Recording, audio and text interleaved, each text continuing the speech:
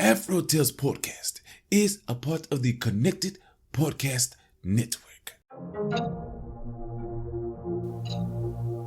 Welcome, my friends, to Afro Tales Presents Unearthly Accounts. I am your host, the Shadow Man, and I will share with you stories with a more supernatural feel. So, without further ado, let's begin. The woman who fell from the sky.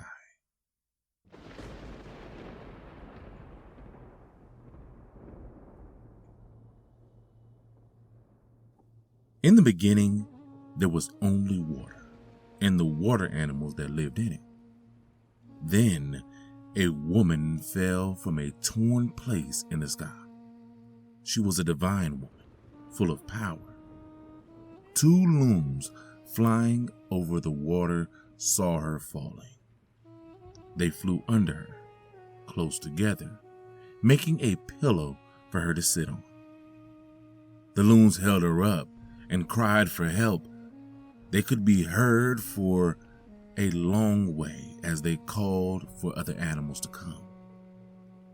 The snapping turtle came to help. The loons put the woman on the turtle's back. Then the turtle called all the other animals to aid in saving the divine woman's life. The animals decided the woman needed earth to live on. The turtle said, "Dive down in the water and bring up some earth." So they did that, those animals. A beaver went down. A muskrat went down. Others stayed down too long and they died. Each time, turtle looked inside their mouths when they came up, but there was no earth to be found. Toad went under the water. He stayed too long and he nearly died. But then Turtle looked inside Toad's mouth. He found a little earth. The woman took it and put it all on the turtle's shell. That was the start of the earth. Dry land grew until it formed a country, another country, and all of the earth. To this day, Turtle holds up the earth. Time passed, and the divine woman had twin boys. They were opposites, her sons. One was good, and one was bad. One was born as children are usually born, in a normal way. But the other one broke out of his mother's side, and she died. When the divine woman was buried, all the plants needed for life on earth sprang from the ground above her. From her head came the pumpkin vine. Maize came from her chest, pole beans from her legs. The divine woman's sons grew up. The evil one was Tawiskarong. The good one was Tihaskia. They were to prepare the earth so that humans could live on it. But they found they could not live together. And so they separated, with each one taking his own portion of the earth to prepare. The bad brother, Tawiskarong, made monstrous animals, fierce and terrifying. He made wolves and bears, snakes and panthers of giant size. He made mosquitoes huge, the size of wild turkeys. And he made an enormous toad. It drank up the fresh water that was on the earth, all of it.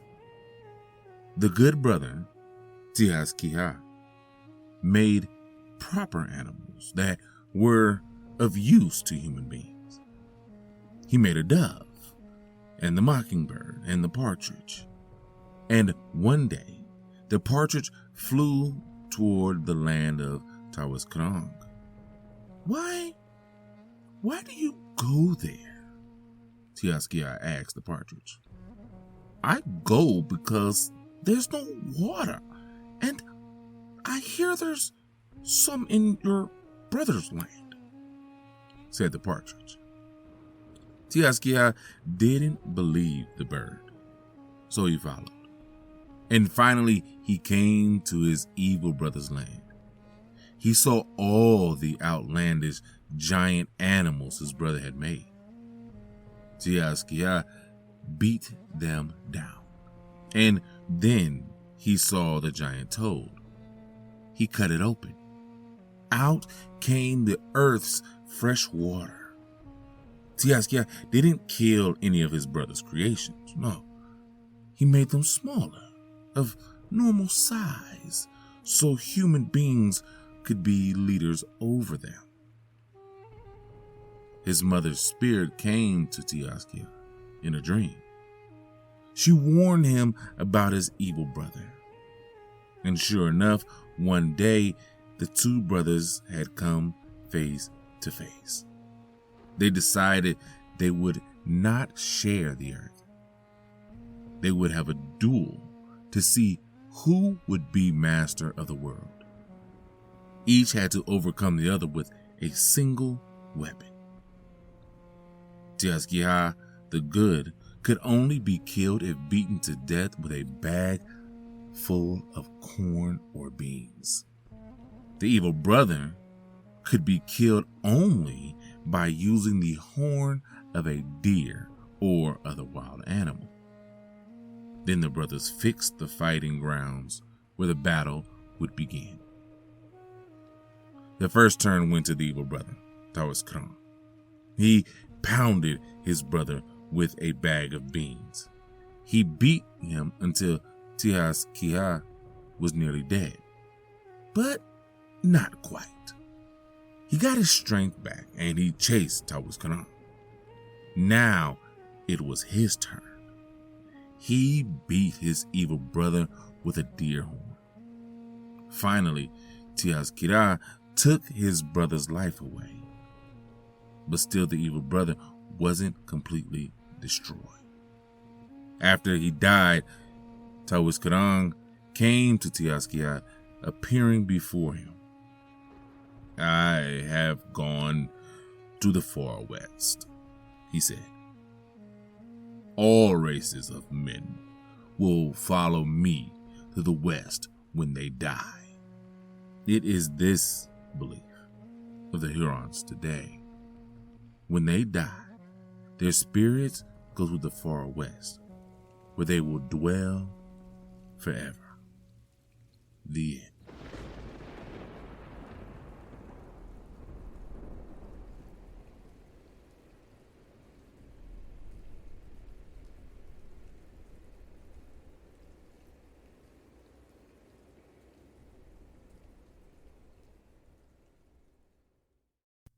For your bonus episode, The Woman Who Fell from the Sky, the Iroquois version.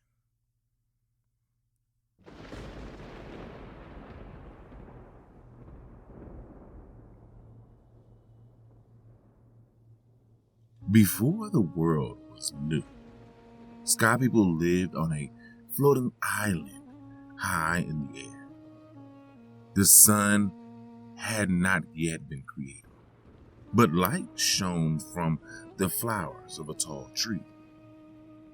The sky country was a quiet place. No one ever wept. No one ever died.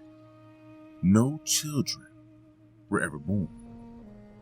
In the sky country, there lived a woman who had a husband. One day, hearing voices under her heart, the sky woman knew that she would be the mother of children. But when she told her husband, he became jealous. In his anger, he uprooted the tree. And as the tree flowers wilted, the sky country grew dark. Through the hole where the tree had stood, water could be seen far below. Curious, the Sky Woman stepped to the edge of the hole. She looked down, and at that moment, her husband pushed her. Then he straightened his thoughts and calmed down, but it was too late. The Sky Woman was already falling. Birds and animals had not yet been created, but as the woman fell through the air, sky people changed into ducks and locked their wings to cushion her fall. Below, there was only water, no earth, but sky people changed into water animals, and the muskrat dived to the bottom. When it came back up, it had mud in its claws, which the others spread on the back of the turtle. "Now we will be lucky," said the water animals, "because doesn't the Sky Woman have the power of creation?" As the woman landed on the turtle's back, the mud began to grow. Then she walked around this tiny earth, around and around, throwing her power ahead of her. When she stopped, the earth was as large as it is today. She threw a handful of earth into the sky, and it quickly became sprinkled with stars. "Now, something bright will appear," she said. "It will be a helper. It will be called the sun." Then morning came, and the sun rose for the first time. The Sky Woman felt something stirring under her heart. 2 lives were coming. One called Sapling, born to be gentle, and one called Flint, whose mind was as hard as stone. Sapling and Flint grew rapidly. Soon they knew their mother's thoughts. When Sapling ran over the earth, fresh soil was formed beneath his feet, and maple trees and all other plants sprang up in his footprints. "The earth is alive," he said. Then he threw up a handful of soil, and birds and animals flew off in all directions. Sapling created 2-way rivers for swift travel back and forth. But Flint, whose mind was hard, said, "That would be too easy." And he made each river flow one direction, adding falls and ripples. Sapling had created fish, but Flint threw small bones into them to make life more difficult for the people who were soon to come. Then Flint created monsters, but Sapling drove them underground. Flint created a great white man called Snow, who couldn't move, but Sapling breathed life into him and made him travel so spring could come. Sapling took earth and made human beings. He took a portion of his own life and put it into each body, and a portion of his own mind and put it into each head. "Remember," he said, "that you are the children of the Sky Woman, because she gave the mind and also the power." Then he showed them how to make houses and build fires. When the work was done, Sapling and Flint rose up from the earth, traveling along the Milky Way. What was happening? Each one was taking separate paths. The divided pathway can still be seen, showing that there are two minds in the universe. One that is hard like flint, and one that is gentle like sapling. When sapling and flint had disappeared, the sky woman threw herself into the fire and flew upward on the smoke. "You cannot follow me," she said to the people. "Only your thoughts. When the smoke from your fire rises, then you will speak your words." So they say, "We give thanks to the earth, our mother, who supports our feet. We give thanks to the flowing rivers that pass by on the earth. We give thanks to the plants, our medicines. We give thanks to the animals and to the birds whose voices lift our minds. We give thanks to the stars that light our journeys. Our thoughts are carried upward with our words, and in our minds we give thanks for the world that is always living." The end.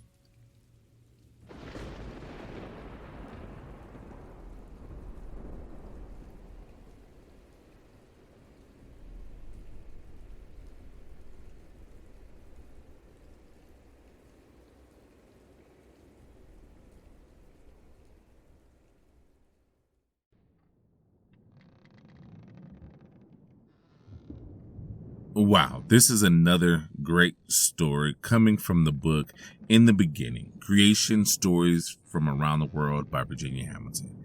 And if you've listened to this podcast long enough, you know I have a lot of stories by Virginia Hamilton. I just like the way she puts it to paper, and I hope I read this in the way that she would want. But this particular story comes from the Huron Wyandot people of St. Lawrence Valley in Canada. They are a Native American tribe that was, from my research, it doesn't say that they were technically part of the Iroquois Confederacy, but that they speak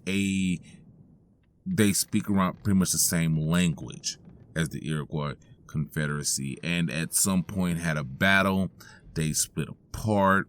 They formed their own confederacy from some tribes, from other local tribes that are also in the same language speakers, and now they are their own thing. You can find them all around Huron in Canada, and even I think all the way down into Oklahoma.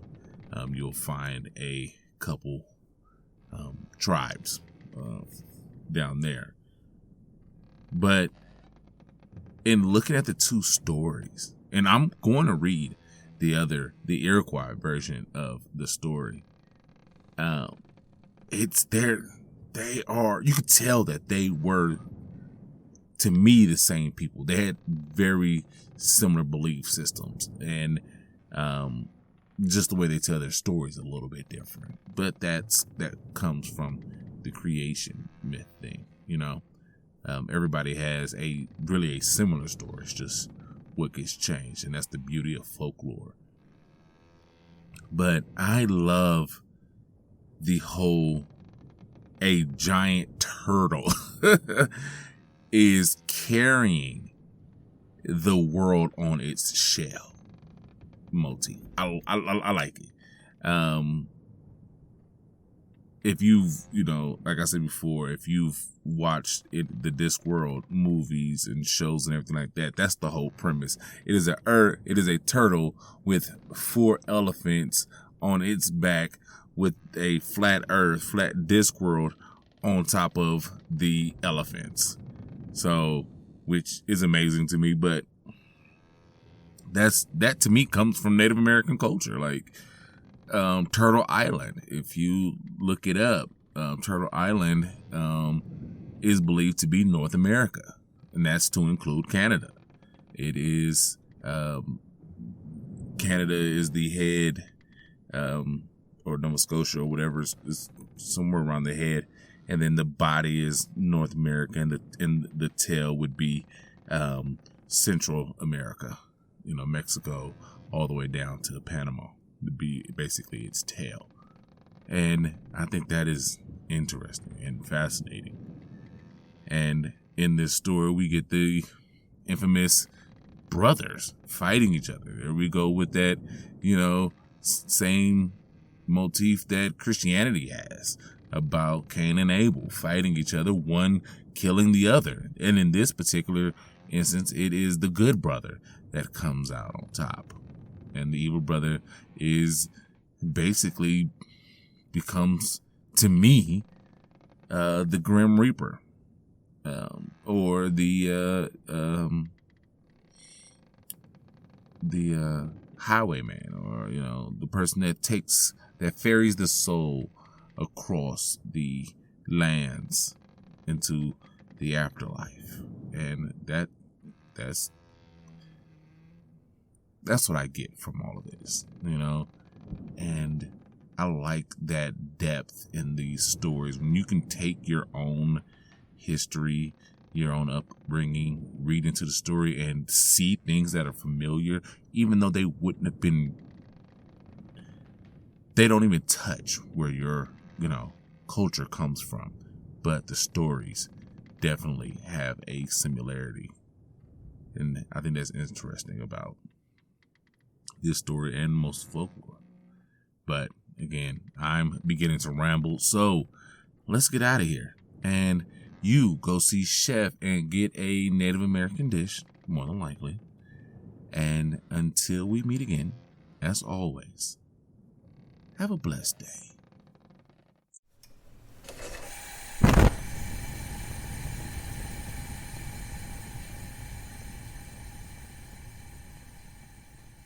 Welcome, my friends, to the galley. I am your chef, and today we have a wonderful recipe inspired by the story you have just heard. Today, we will be creating Sagamité Soup. Now, what will you need for this delicious recipe? 1 diced onion, 4 chopped garlic cloves, 3 diced celery stalks, 3 diced carrots, corn kernels removed from 2 corn cobs, 1.5 dried mushrooms sake, 2 cups of coarsely chopped cabbage, 1 cup of wild rice, 2 cups of small potatoes sliced in half, chopped kale, Sagamité Watsu mix, or if not, you can use dried black beans and red beans, dried corn, and dried sage. 4 cups of water, salt, and pepper. Now, how do we put this together? Easy. Sweat the onion and garlic in butter and oil. Add the celery, carrots, and corn. Add the cabbage. Add the potatoes. Add the wild rice and dried mushrooms.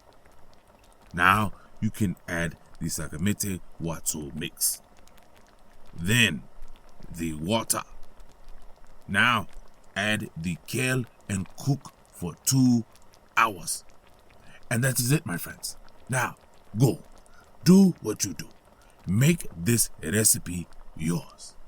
And until we meet again, remember the story of the divine woman falling from the sky and how she made everything that you see today. Until next time, my friends, as always, enjoy.